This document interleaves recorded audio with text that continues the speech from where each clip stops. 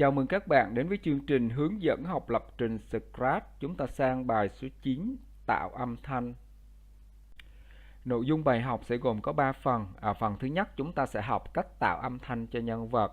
Phần thứ hai, chúng ta sẽ tìm hiểu các cái lệnh tạo âm thanh trong Scratch. Và phần cuối cùng, chúng ta sẽ tạo một chương trình đơn giản là chương trình nhảy theo điệu nhạc. Trong cái chương trình này, chúng ta sẽ luyện tập cách tạo ra âm thanh cho nhân vật và cho chương trình nha. Bây giờ chúng ta sẽ đi vào phần đầu tiên của bài học, phần 1, cách tạo âm thanh cho nhân vật. Để tạo âm thanh cho nhân vật thì chúng ta sẽ vào cái thẻ sao, thẻ này thẻ sao của nhân vật. Sao tức là âm thanh đấy. Trong cái thẻ sao này nó có cái khu vực tạo âm thanh là khu vực chỗ này. Thì cũng như cách tạo nhân vật, chúng ta cũng có 3 cách để tạo ra âm thanh cho nhân vật. Cách thứ nhất là chúng ta sẽ sử dụng các cái âm thanh có sẵn trong thư viện của Scratch. Cách thứ hai, chúng ta sẽ tự thâu âm cái âm thanh mà chúng ta muốn tạo ra cho nhân vật. Và cách thứ ba, chúng ta sẽ tải một cái file âm thanh từ máy tính vào trong Scratch. Đó là 3 cách để tạo ra âm thanh cho nhân vật. Bây giờ chúng ta sẽ thử cách thứ nhất nha, tức là chúng ta sẽ chọn một cái âm thanh có sẵn trong thư viện của Scratch để dùng cho nhân vật. Để chọn một âm thanh trong thư viện thì chúng ta sẽ kích chọn vào nút lệnh Choose a Sound, nút lệnh này. Trong này nó có rất là nhiều các cái âm thanh. Chúng ta có thể chọn từ tiếng đàn, tiếng trống, các loại kèn, các loại âm thanh do động vật phát ra, rất là nhiều. Chúng ta có thể chọn một cái âm thanh bất kỳ. Giả sử chúng ta chọn cái âm thanh là một tiếng đàn guitar chẳng hạn. Đây, âm thanh này Rồi, đây là một cái âm thanh chúng ta đã chọn ra từ trong cái thư viện của Scratch, chúng ta dùng cho nhân vật. Chúng ta thử nha. Đây, thì đây là cách thứ nhất, tạo ra âm thanh từ cái thư viện âm thanh của Scratch. Cách thứ hai là chúng ta sẽ tạo ra âm thanh cho nhân vật bằng cách tự thâu âm nha. Để tự thâu âm thanh, chúng ta sẽ vào lại cái khu vực chỗ này, chọn nút lệnh là nút lệnh Record, nút lệnh này Rồi, các bạn lưu ý là để thâu âm được thì các bạn phải có micro và micro phải cắm vào trong máy tính. Thì để bắt đầu thâu âm, chúng ta sẽ kích chọn vào cái nút lệnh tròn màu đỏ này, và sau khi thâu âm xong chúng ta cũng sẽ kích chọn vào để chấm dứt nha. Bây giờ chúng ta thử luôn chúng ta sẽ thâu âm một đoạn giới thiệu ngắn cho cái nhân vật chú mèo nha. Tôi là chú mèo Tom, xin chào tất cả các bạn nhé.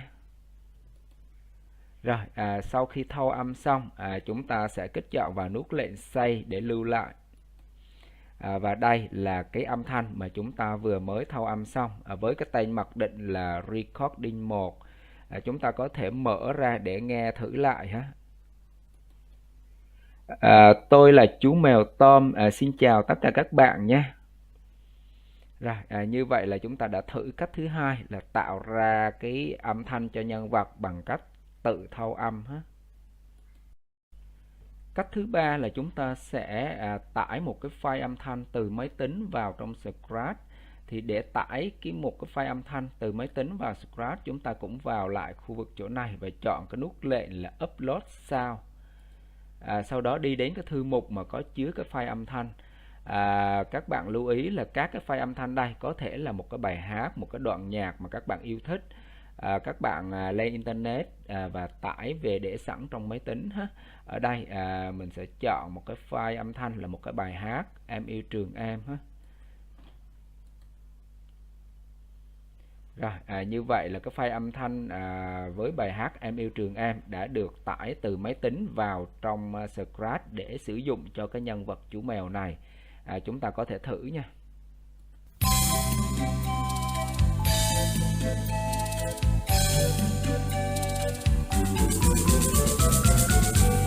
Em yêu trường em với bao bạn. Rồi, như vậy là chúng ta vừa thử xong cách thứ ba.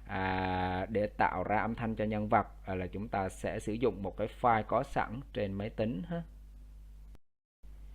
Như vậy là nhân vật chú mèo có tổng cộng là 4 cái âm thanh. Trong đó âm thanh đầu tiên, âm thanh này là nó được tạo ra mặc định do chương trình tự tạo ra khi mà nó tạo nhân vật. Còn các âm thanh còn lại là do chúng ta tạo ra, sử dụng ba cái cách mà chúng ta vừa học, tức là lấy âm thanh từ trong cái thư viện Scratch, hoặc là thâu âm cái âm thanh cho nhân vật, hoặc là lấy một cái file âm thanh từ trong máy tính đưa vào Scratch. Chúng ta lưu ý là chúng ta có thể thay đổi hay là chỉnh sửa các cái âm thanh mà chúng ta tạo ra sử dụng các cái tùy chọn này nha. Ví dụ như là faster là nhanh hơn, slower là chậm lại, louder là lớn hơn, softer là nhỏ hơn, vân vân. Chúng ta điều chỉnh thay đổi các âm thanh bằng các cái tùy chọn này nha.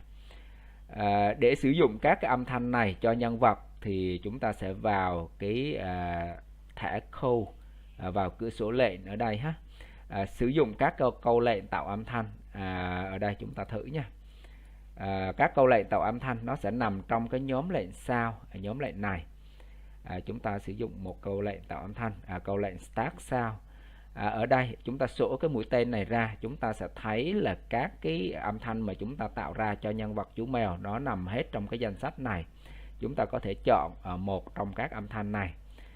Ví dụ như là chúng ta chọn cái âm thanh là recording 1, là cái âm thanh chúng ta vừa thâu âm. Chúng ta thử nha.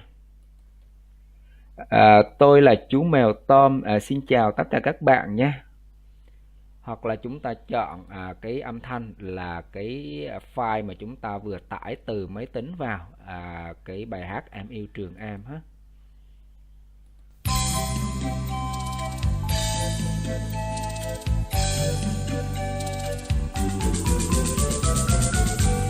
Em yêu trường em với bao bạn thân.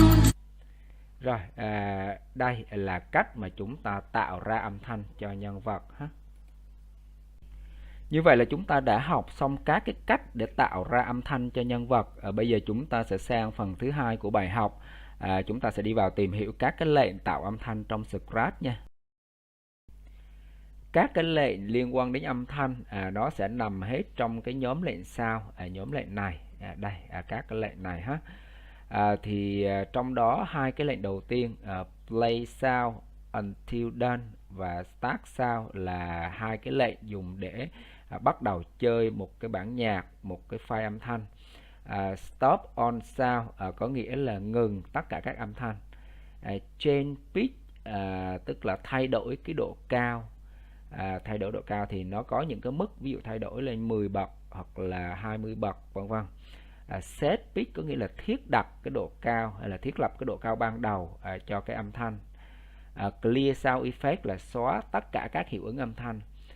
Change volume có nghĩa là thay đổi cái volume là cái độ lớn của âm thanh. Set volume tức là mình set cái độ lớn của âm thanh.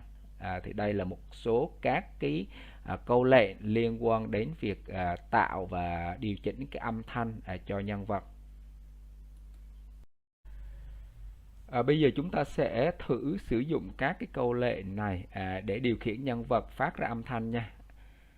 Chúng ta không dùng nhân vật chú mèo, xóa đi ha. Ở đây chúng ta sẽ chọn một nhân vật là một cái trống nha. Rồi, bây giờ chúng ta sẽ viết lệnh điều khiển cái trống này phát ra âm thanh ha.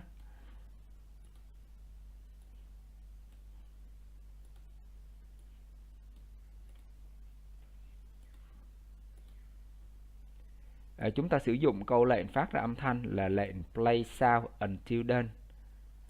Đây là danh sách các cái âm thanh của cái trống này, nó được tạo ra mặc định nha. Chúng ta có thể chọn ở trong này.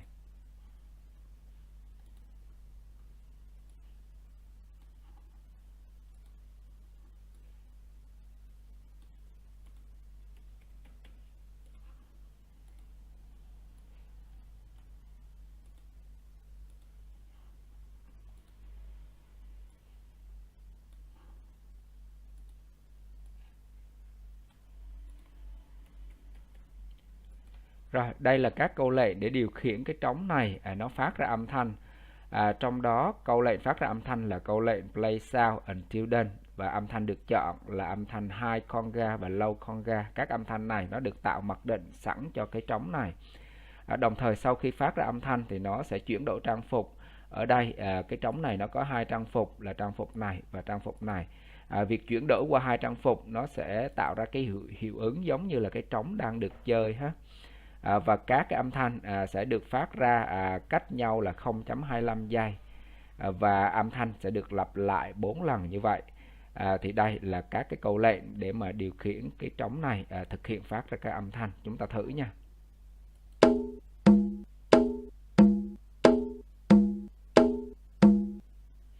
Rồi, như vậy là chúng ta vừa mới thực hiện thử sử dụng các cái câu lệnh tạo âm thanh để mà điều khiển cái trống này phát ra cái tiếng trống, tiếng âm thanh của cái trống ha. Tiếp tục chúng ta thử thêm một lệnh tạo âm thanh nữa nha. Bây giờ chúng ta sẽ dùng một cái nhân vật khác là một cây đàn ha. Nhân vật của chúng ta là một cây đàn guitar, và bây giờ chúng ta sẽ viết các lệnh để điều khiển nhân vật cây đàn guitar này phát ra âm thanh nha.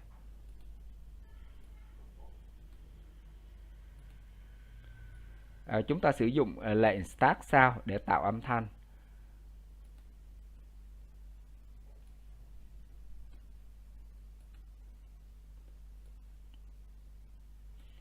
Rồi, đây là các cái lệnh để điều khiển cây đàn guitar phát ra âm thanh. Trong đó chúng ta sẽ sử dụng cái phím Space là phím trắng trên bàn phím để điều khiển nha. Chúng ta sẽ cho cây đàn chơi cái âm thanh ở đây nó sẽ lấy ngẫu nhiên từ 1 đến 8 nha. Chúng ta để ý cái nhân vật cây đàn guitar này, chúng ta vào cái thẻ sound chúng ta sẽ thấy nó có tổng cộng là 8 cái âm thanh, 1 2 3 4 5 6 7 8. Ở đây chúng ta sẽ cho nó phát ra ngẫu nhiên từ 1 đến 8, tức là nó sẽ chọn ngẫu nhiên 8 cái âm thanh đó để phát ra mỗi lần chúng ta nhấn cái phím Space trên bàn phím. Đồng thời sau khi phát ra âm thanh nó cũng thay đổi màu sắc luôn nha. Câu lệnh Change Color là thay đổi màu sắc hết. Bây giờ chúng ta sẽ thử nha. Chúng ta bấm vào phím Space trên bàn phím để điều khiển nha.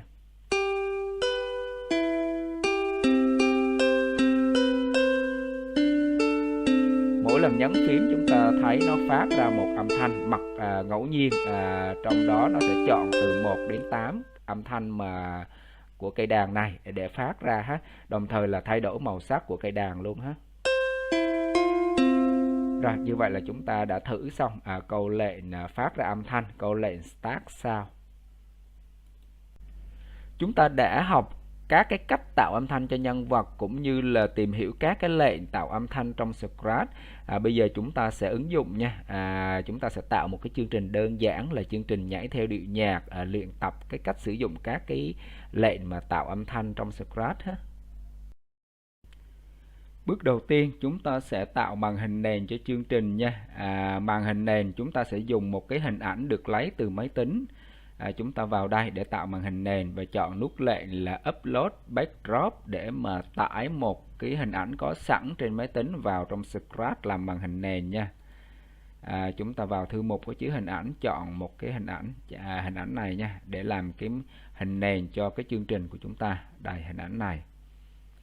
Đây là hình ảnh một nhân vật đang chơi đàn violon ha. Bước thứ hai chúng ta sẽ tạo nhân vật cho chương trình. Chương trình của chúng ta có hai nhân vật, một là nhạc công tức là người chơi đàn, đàn ở đây là đàn violon nha, và thứ hai là vũ công tức là người nhảy. Bây giờ chúng ta sẽ tạo nhân vật người chơi đàn trước. Thì đối với nhân vật người chơi đàn chúng ta đã có hình ảnh của người chơi đây rồi, có hình ảnh của cây đàn. Chúng ta chỉ cần tạo thêm hình ảnh là một cái vĩ đàn, tức là cái cây cầm để kéo đấy, kéo khi mà tạo ra âm thanh đấy. Chúng ta chỉ cần tạo cái vĩ đàn nữa thôi ha. Bây giờ chúng ta sẽ đi vào tạo cái vĩ đàn cho nhân vật nhạc công này nha.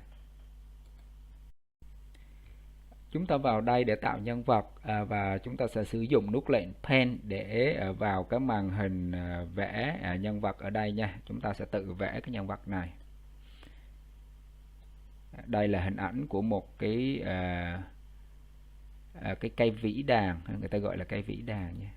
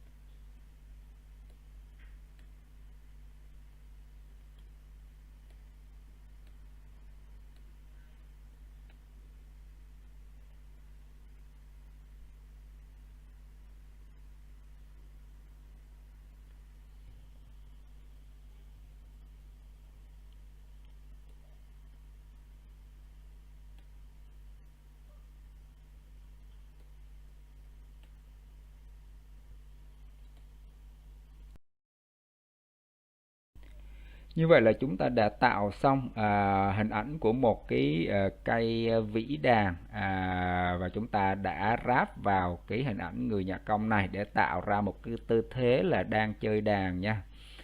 Như vậy là chúng ta đã tạo xong một cái nhân vật. Tiếp tục chúng ta sẽ tạo nhân vật thứ hai. Nhân vật thứ hai là một nhân vật có sẵn trong thư viện, do đó chúng ta sẽ vào đây.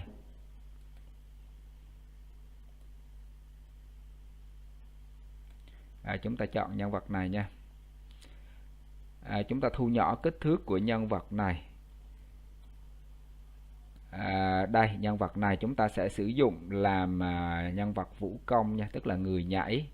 Ở đây chúng ta sử dụng cái nhân vật này để làm người nhảy, bởi vì cái nhân vật này là nó đã có sẵn rất là nhiều các cái trang phục. Đây, những trang phục của nhân vật này. Các cái trang phục của nhân vật này khi mà di chuyển giữa các trang phục với nhau, nó sẽ tạo ra một tư thế gọi là tư thế là đang thực hiện một cái điệu nhảy nào đó hết. Do đó chúng ta sẽ chọn cái nhân vật này là vì vậy. Bước tiếp theo chúng ta sẽ viết lệnh điều khiển các nhân vật.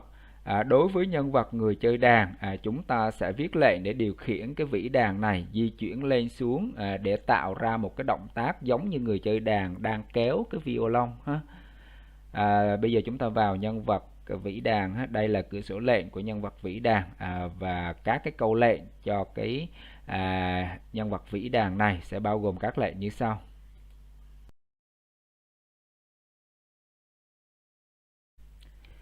Chúng ta vào nhóm lệnh Event, chọn lệnh When Click. Tiếp tục vào nhóm lệnh Control, nhóm lệnh điều khiển, chọn lệnh Forever, tức là lặp vô hạn hay là thực hiện liên tục đấy.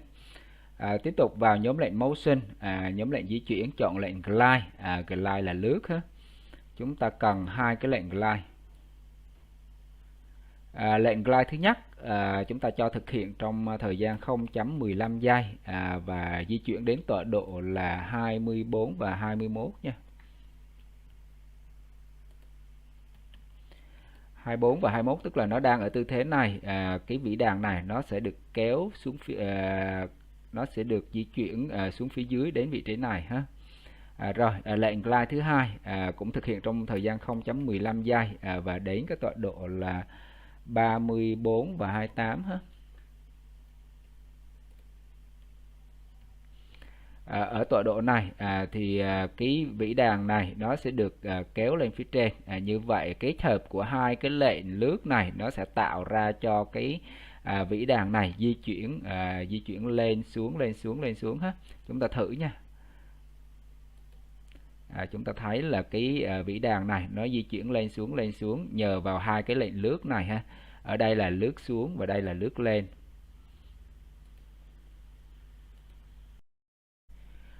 Tiếp tục chúng ta sẽ viết các lệnh để tạo ra âm thanh khi mà người nhạc công này đang chơi đàn nha. Chúng ta vào nhóm lệnh Sound là nhóm lệnh âm thanh, chọn lệnh là Set Volume, tức là chúng ta đặt cái volume 100% cho nó lớn lên một tí ha. Và chúng ta sẽ chọn cái lệnh là Start Sound, tức là bắt đầu chơi một cái bản nhạc ha. Ở đây chúng ta sẽ tạo một cái bản nhạc riêng cho cái người chơi nhạc công này.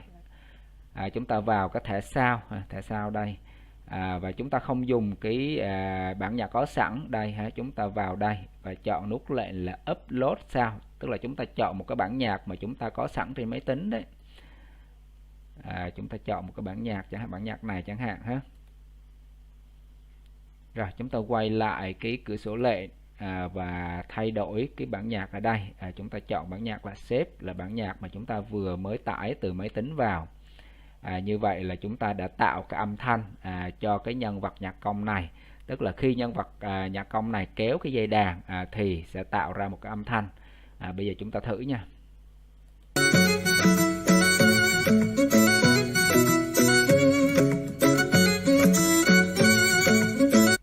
Rồi như vậy là chúng ta đã thực hiện xong việc điều khiển cái nhân vật đầu tiên là nhân vật nhạc công ha. Tiếp tục chúng ta sẽ viết lệnh cho cái nhân vật thứ hai là nhân vật vũ công, người nhảy ha. Nhân vật này Đây là cửa sổ lệnh của nhân vật người nhảy. Chúng ta lưu ý là người nhảy này, chúng ta vào cái thẻ costume là thẻ trang phục, chúng ta thấy có rất là nhiều các cái động tác nhảy ở đây ha.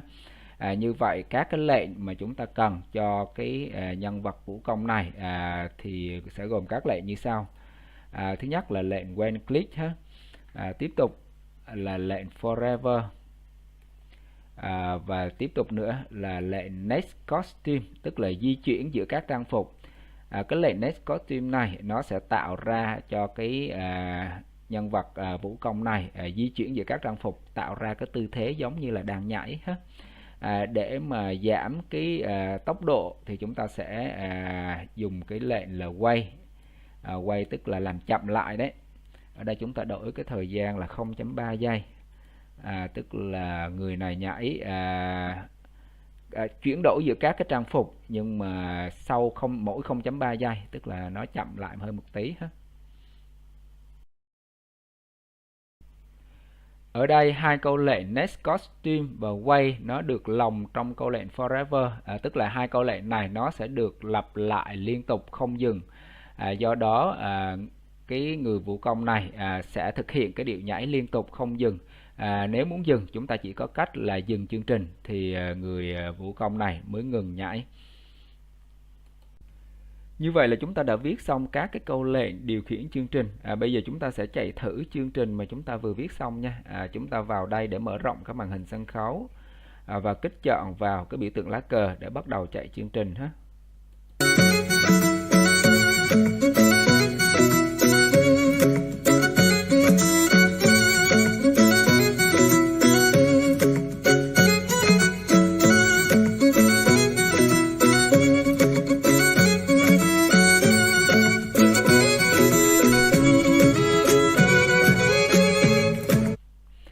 Rồi, như vậy là chúng ta đã hoàn thành xong cái chương trình nhảy theo điệu nhạc. Chúng ta cũng kết thúc cái bài học số 9 tại đây nha. Cảm ơn các bạn đã chú ý theo dõi bài học. Nếu các bạn có bất cứ thắc mắc hay câu hỏi gì liên quan đến bài học thì hãy để lại comment ở bên dưới. Nếu các bạn thấy thích video này thì hãy like, share hoặc là subscribe, đăng ký kênh để ủng hộ cho chương trình nha. Xin chào và hẹn gặp lại.